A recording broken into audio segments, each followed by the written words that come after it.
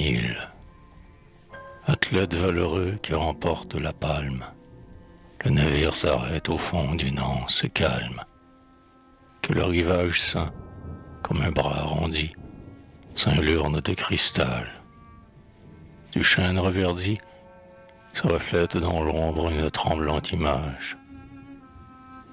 Mille petits oiseaux au chatoyant plumage ornent comme des fleurs les feuillages touffus, et du fond des forêts, cris, chants et bruits confus s'élèvent tout à coup pour saluer les hôtes que le ciel conduit sur ses lointaines côtes.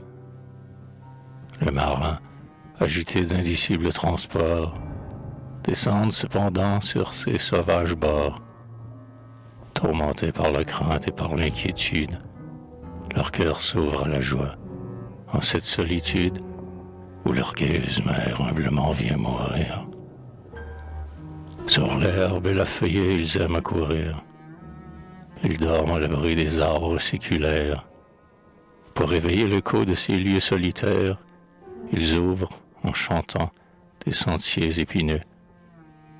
Ils demandent leur baume aux arbres résineux, escaladent les rocs, montent dans les feuillages, comme ils montent sur l'eau, dans les tremblants cordages. Ainsi, jusqu'au soir, d'un pied sûr et léger, ils parcourent gaiement le rivage étranger. Mais quand l'oiseau des nuits s'enfuit de sa cellule, quand aux cimes des pins tremble le crépuscule, à la voix de quartier, sur le pont du vaisseau, avec empressement ils montent de nouveau. Puis ensemble à genoux, ils élèvent leur âme vers celui qu'en tout lieu la nature proclame. Et cette mer tranquille, et ces immenses bois, entendent louer Dieu pour la première fois. Pour leurs frères aimés que les vents dispersèrent, avec ferveur et foi les matelots prièrent. Deux hommes, par leurs gestes et sur leur front cuivré, laissent voir le bonheur dont ils sont enivrés. À l'aspect imprévu de la rive déserte, leur âme, endolorie et devenue inerte, a retrouvé l'espoir et repris sa gaieté. À leurs esprits ardents sourit la liberté. Ils semblent des oiseaux dont la prison s'entr'ouvre. Ils prendront leur essor vers le bois qui recouvre les os de leurs aïeux depuis les premiers jours, vers le wigwam d'écorce et leurs tendres amours. Le lendemain matin, au lever de l'aurore, quand la grive chanta sa cantate sonore, quand la fleur entr'ouvrit son calice odorant, et que l'onde effleura le sable en murmurant, emmenant avec eux les deux captifs sauvages, Cartier et ses marins revinrent au rivage. Ils marchèrent longtemps, tantôt au bord des eaux, tantôt sur les rocs nus ou sur les verts coteaux, cherchant où s'étendait cette terre fertile. Ils purent voir enfin qu'elle n'était qu'une île, que la mer étreignait dans ses bras palpitants, une île au sol fécond, pourtant sans habitants. Mais au nord, au midi, au sein des mers sereines, ils virent s'élever d'autres terres lointaines. Pendant qu'ils marchaient dans leurs épais taillis, les oiseaux effrayés s'élançant de leurs nids faisaient vibrer les bois de leurs notes stridentes. Et les deux Indiens, dans leurs âmes ardentes, éprouvaient le besoin de s'envoler comme eux.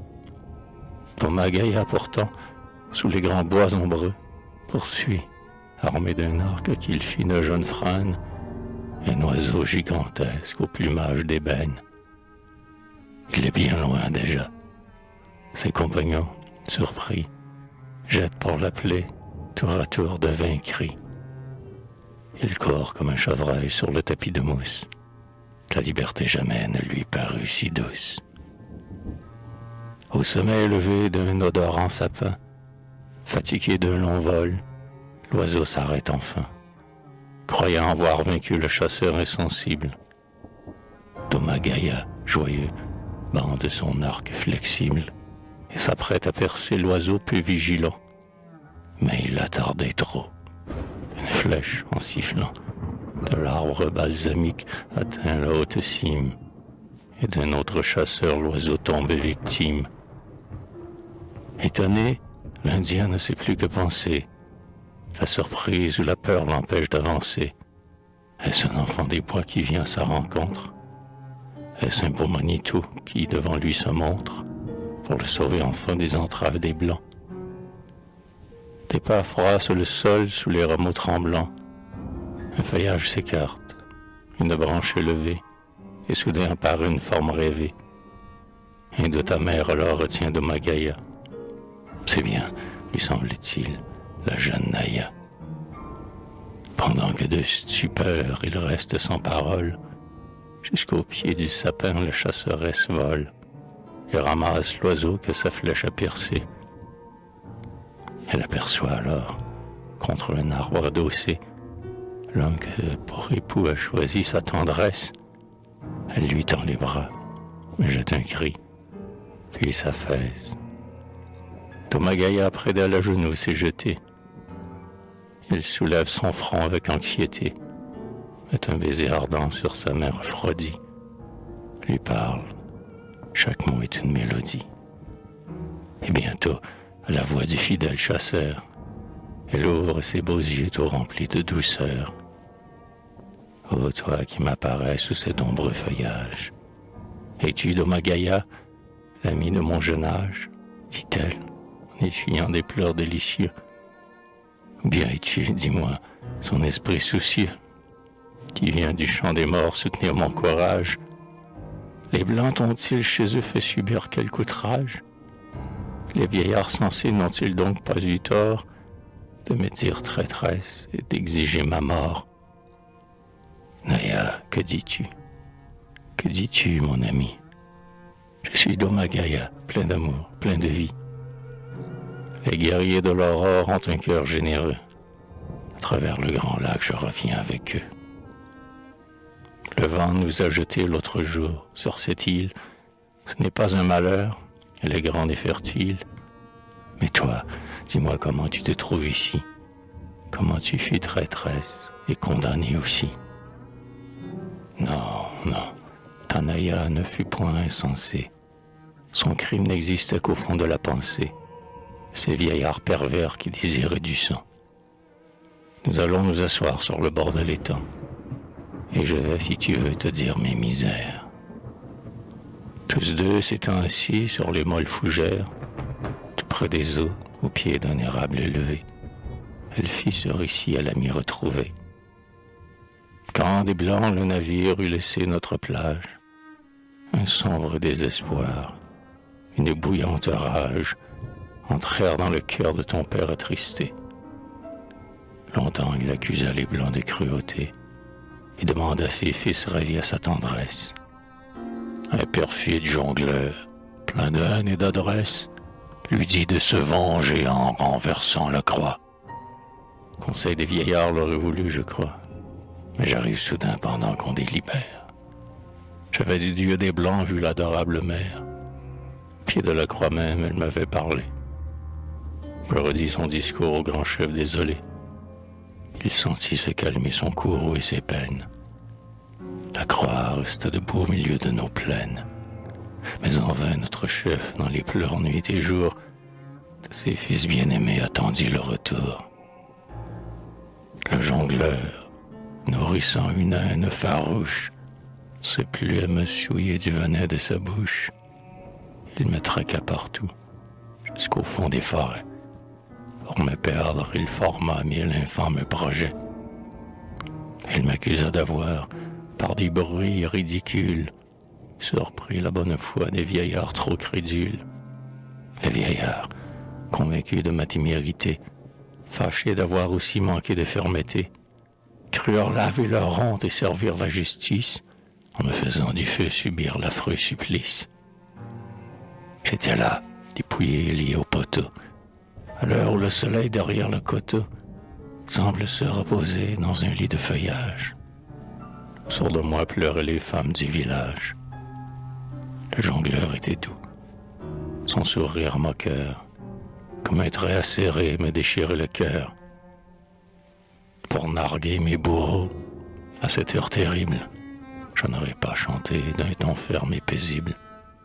Mais j'étais innocente et je mourais sans peur.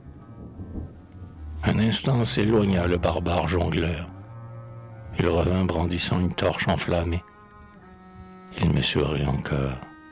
Aussitôt la fumée fit monter jusqu'au ciel ses épais tourbillons, et du feu je sentis les cuisants aiguillons. Mais que vois-je soudain au milieu de la flamme? Un esprit inconnu, sous l'aspect d'une femme, la même que je vis un jour devant la croix. Elle défait mes nœuds de ses flexibles doigts, baisse mon pâle front et me dit à l'oreille: Naya, sauve-toi, va, sur tes jours je veille. Mais je ne sais comment, malgré les javelots, je franchis le village et courus près des flots. Mais j'éprouvai alors une étonnante force. Avec une pagaie et mon canot d'écorce, je bravis hardiment un destin hasardeux. J'allais à ta rencontre, et nous voici tous deux.